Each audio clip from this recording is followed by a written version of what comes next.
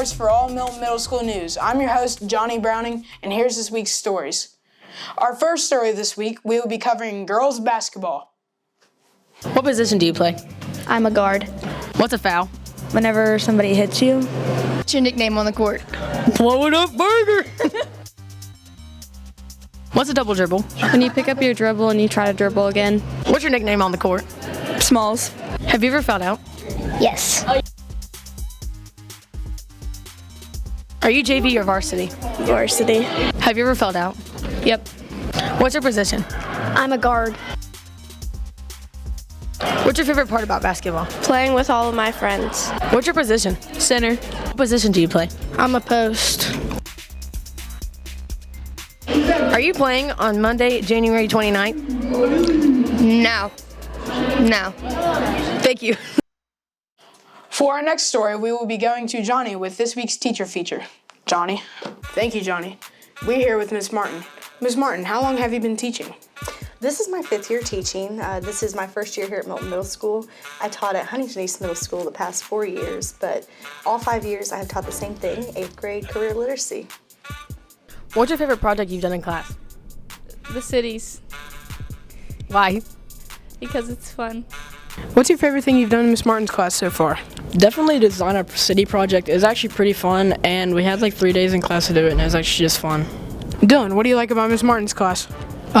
She can really connect with all the students, and a lot of her projects, like the building one, were pretty fun. So she's a very good teacher. What projects have you done or plan on doing with your students? So we have 2 modules that we specifically do in 8th grade career literacy, construction and engineering. So far we have done 1 construction project where students, they designed a blueprint and made a model scale version of their very own city, given certain requirements and such. And we're getting ready to start our engineering module after the writing GSA, where we will have a couple more projects, but they're a secret, I can't tell right now. What do you like about Ms. Martin? She knows how to deal with me and how I act in her class, and she knows how to help me with work, certain works. Jake, what do you like about Ms. Martin? Ms. Martin's very nice to me, and she gives me a lot of extra credit points, and she is one of my 2As, so I like Ms. Martin. What made you want to teach career literacy? So I actually started out hopefully wanting to teach English. Career literacy wasn't even in the books for me, but when I first got hired, that's the position that I got hired for at Huntington East Middle School, and I ended up falling in love with it. I love career literacy. I love how we can use reading and writing in the real world and hopefully pick up some life skills with that along the way with tying in those English standards. So it's something that just kind of fell in my lap, and I really love it. What's your favorite project you've done in class? The health science presentation, Why? because I got to work on Canva. What's your favorite part about Ms. Martin's class? Doing the daily writing. It's really lets me speak about what I want, especially on Fridays, because I can say what I like to write about. So it just keeps me thinking about what I can do.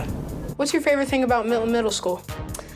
There's a sense of community here at Milton Middle School that it's really awesome. Parents, the community, students, staff, teachers, admin. There's a really good sense of community that's cool, and it's awesome to be part of that. Delaney, talking about Mrs. Martin and her class and her Panther spirit, what is one of your favorite things about Mrs. Martin? Well, she showed up to all of my basketball games, and she went to the cross-country meet, counties, and she's always been there for me and everybody else, so I really like her. What do you want your students to take away from your class? So while career literacy is an English class, I really do strive to make sure that students learn some life skills that they can apply in a real world scenario one day. Hopefully whenever they are in their own workplace, they can take those life skills and use those to benefit them in the long run. So I guess I really want them to be able to take things that they can use for the rest of their lives and apply to their own careers one day. Thank you, Ms. Martin. Back to you, Johnny. For our next story this week, we will be heading down the I quit! For our next story, we go to the 6th grade hallway to interview Mrs. Turman and her kids about the milkweed bug study. For these 6 things they need to survive. For number 1, you're going to show me the space that they need to live. For 2, show me how they get the air that they need. 3, show me how they get the light that they need. 4, show me how they get the water that they need. 5, show me where they get the food that they need. And 6, show me where they need to lay their eggs. Mrs. Turman, tell us about the milkweed bug study. So we're learning about milkweed bugs right now so that the students can learn about what an observation study is, the difference between observations and inferences. They're learning about reproductive potential, limiting factors, what's going to keep them from continuing on their population. And at the end, we do a digital lab where they get to learn about those limiting factors and how it affects them. And so we do some data analysis, and it's really fun, and I think they really like it. What's your favorite part of the study so far? Doing the daily observations. Okay, and you're gonna label all 6 of these things, okay? And you can do this all in one photo and have 6 arrows, or you can do 6 separate photos or somewhere in between. So go ahead and start taking pictures and start adding your notes. Where do you think these things are in the habitat? What's the difference between an observation and an inference? An inference is what you believe, so anything with feelings, and observation is something you can prove with photos or videos. What must you include when making daily observations? You have to make sure you add the date. That way you can study if there's behavior going on, or study, track what they're doing throughout the weeks. What do milkweed bugs need to survive? Air, light, water, food, a place to lay eggs, a place to live, a male and a female.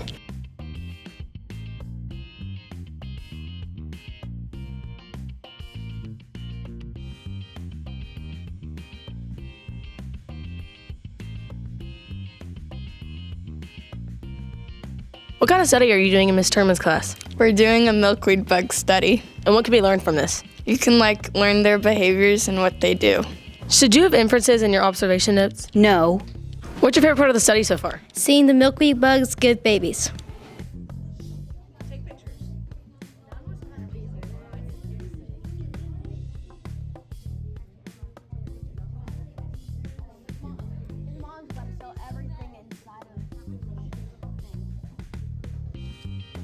How is your milkweed bug study similar to Jane Goodall's and different? It's similar because we're doing a study of the same group of milkweed bugs like she did with the chimps, and it's different because ours is in captivity and hers was in the wild. What's your favorite part of the study you've done so far? The observation, because someday they might be different than the other.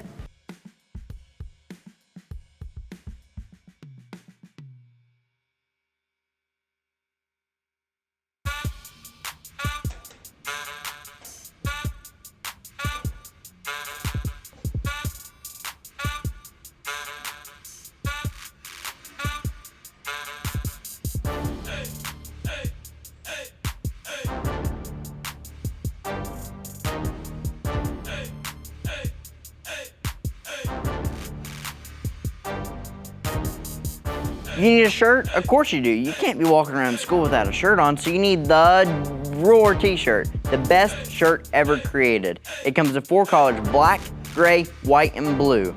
And it's probably the best shirt I've ever seen in my entire life. I'd trade for this shirt instantly. It's only 132 payments of $18.99. You can find it in the link below or at the QR code here. What you waiting for?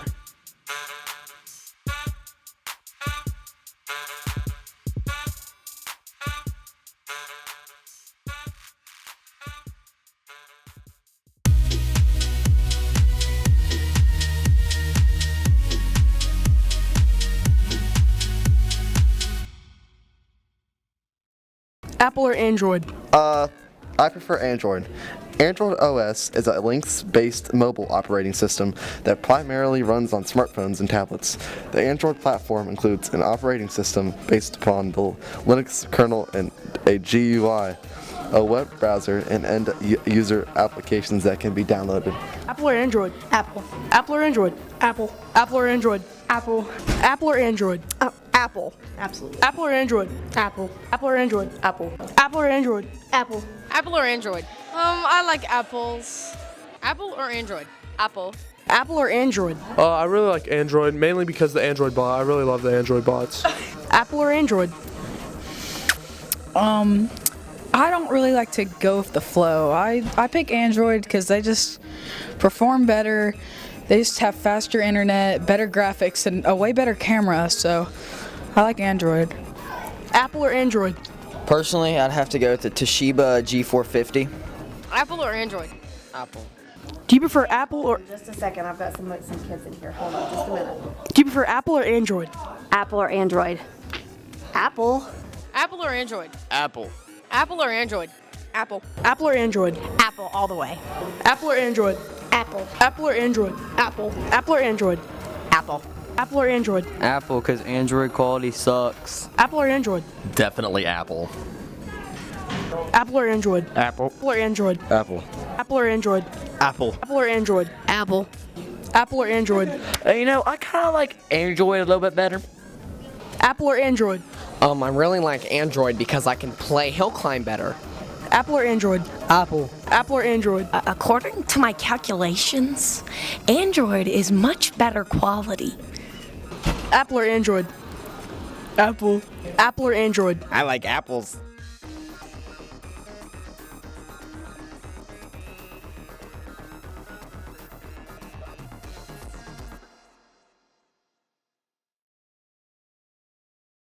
Well, that's all for this week. Be sure to like, subscribe, and follow us on all of our socials at Millet Middle School.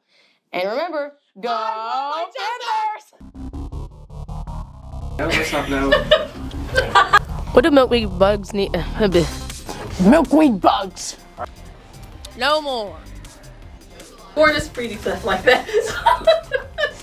Yeah, I look like Justin Bieber or what? All right.